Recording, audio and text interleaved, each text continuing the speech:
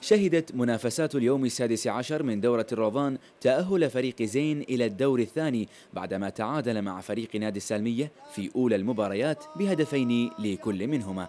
وتقدم السالمية أولا بهدفين عن طريق ناصر القلاف وسالم البلوشي، ثم عادل النتيجة لفريق زين اللاعب رضا البلوشي بعدما سجل هدفين متتاليين ليتأهل فريق زين كثاني المجموعة الثالثة بعد فريق نيسان البابطين برصيد 4 نقاط، ويودع فريق السالمية منافسات الدورة من دور المجموعات.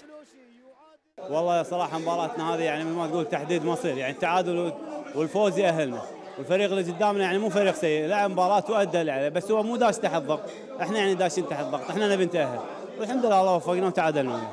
في المجموعة الرابعة استطاع فريق ديوانية ناصر المري من حسم بطاقة التأهل كأول المجموعة بعد أن هزم فريق أبيات بهدفين مقابل هدف. وتقدم فريق ديوانية ناصر المري بهدفين أولا عن طريق محترفه البرازيلي أندريه. محاصر سيرجيو أندريه، يا الله يا الله، قبل أن يقلص الفارق محترف فريق أبيات سيرجاو ليتصدر ديوانية ناصر المري فرق المجموعة برصيد 7 نقاط، ويتأهل كذلك فريق أبيات كثاني المجموعة برصيد 6 نقاط. لاعبين متعورين كبير، يعني من أحسن لاعب متعور مو قادر يلعب، النفسية أثر علينا يعني.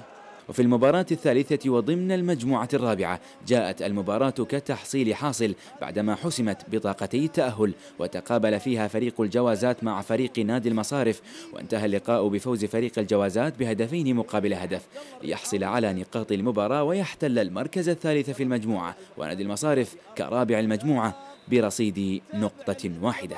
والله لعبنا زين الحمد لله، هم عندهم نقص، لا ننسى الموضوع هذا، النقص العددي يأثر عليهم، محترفينهم يلعبون بالدورة الثانية الظاهر.